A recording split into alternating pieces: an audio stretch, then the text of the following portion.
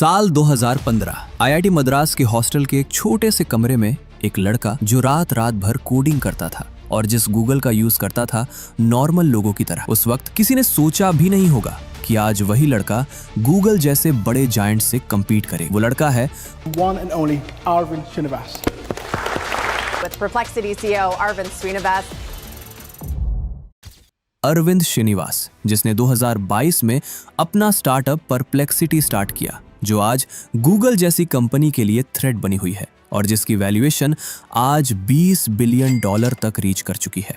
तो आखिर कैसे एक मिडिल क्लास बॉय ने ये पॉसिबल किया और क्या खास है जो परप्लेक्सिटी को बाकी एआई टूल्स से डिफरेंट बनाता है कि सिर्फ कुछ ही ईयर्स में ये $1 बिलियन कंपनी बन गई और इतने बड़े एआई टूल्स को टफ कंपटीशन दे रही है।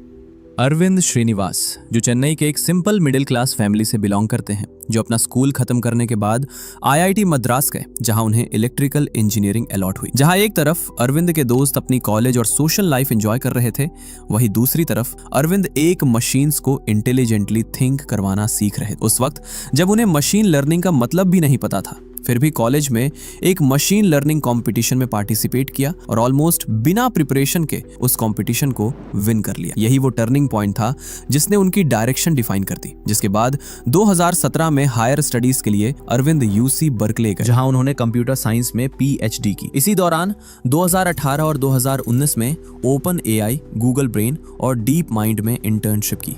यही अरविंद को क्लैरिटी मिल गई कि परफेक्ट सर्च का मतलब एडवांस एआई होता, जिसके बाद नवंबर 2022, जब इंटरनेट का मतलब ज्यादातर लोगों के लिए सिर्फ गूगल ही था, तभी लॉन्च होता है चैट जीपीटी और एक डिजिटल लैंडस्केप ट्रांसफॉर्म हो गया, जहां लोगों ने पहली बार एक्सपीरियंस किया कि कंप्यूटर सिर्फ आंसर्स नहीं देते, बल्कि कॉन्टेक्स्ट, लैंग्वेज और यूजर के इमोशन को समझकर उनके अकॉर्डिंग आंसर प्रोवाइड कर सकते हैं।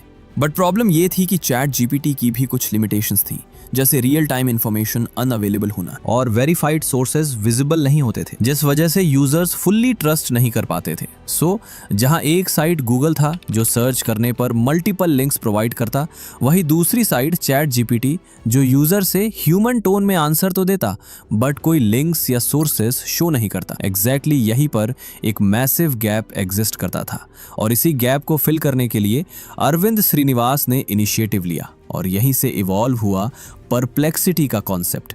एक ऐसा एआई जो इंटरनेट से रियल टाइम डेटा फेच करे, उसे कंसाइज समरीज में प्रेजेंट करे एंड हर इनसाइट के साथ क्रेडिबल सोर्सेज भी डिस्प्ले करे।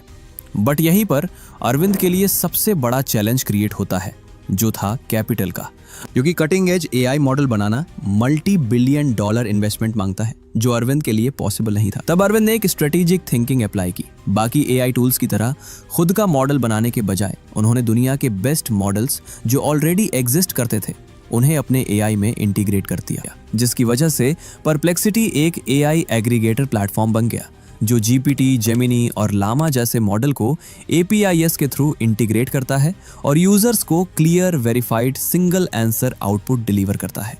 और इस अप्रोच से ना मैसिव इंफ्रास्ट्रक्चर कॉस्ट आई और ना किसी एक मॉडल पर डिपेंडेंसी रही। एंड सबसे बेस्ट चीज, अगर फ्यूचर में किसी मॉडल पर कोई लीगल केस या क्लेम होता भी है तो परप्लेक्सिटी उसे रिप्लेस करके उसकी जगह न्यू मॉडल लगा सकता है। सो अरविंद ने अपना एआई रेडी कर लिया, बट अब बारी थी उसे लॉन्च करने की। ये उनकी लाइफ का पहला स्टार्टअप था और वो भी उस फील्ड में जहां पहले से ही गूगल और ओपन एआई जैसे बड़े जायंट्स मौजूद थे। जिसके बाद 7 दिसंबर 2022 अरविंद ने 3 को फाउंडर्स के साथ मिलकर परप्लेक्सिटी लॉन्च की। पर अरविंद ने जो एक्सपेक्ट नहीं किया था वो हुआ। लॉन्च के बाद परप्लेक्सिटी पर 3000 क्वेरीज पर डे आने लगी, जो कुछ ही मंथ्स में 1000 से मिलियंस में बदल गई। सिर्फ एक साल के अंदर कंपनी ने 1000x ग्रोथ अचीव की और परप्लेक्सिटी की ग्रोथ बस यही नहीं रुकी।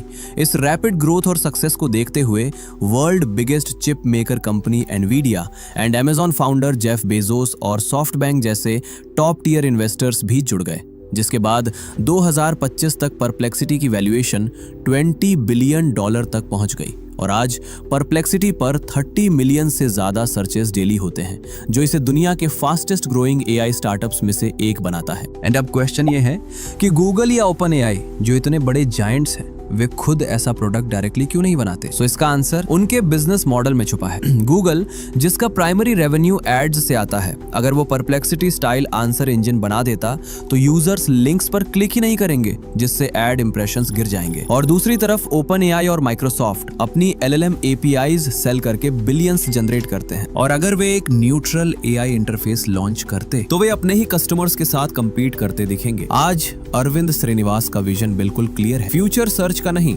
बल्कि AI आंसर इंजिन्स का, जहां यूजर्स सिर्फ सर्च नहीं बल्कि समझने, कंपेयर करने और सीखने के लिए आएंगे। और ये स्टोरी हमें प्रूव करती है कि क्लैरिटी ऑफ विजन और सही डायरेक्शन के साथ एक मिडिल क्लास बैकग्राउंड से आने वाला लड़का भी गूगल जैसे $1 ट्रिलियन जायंट को चैलेंज कर सकता है।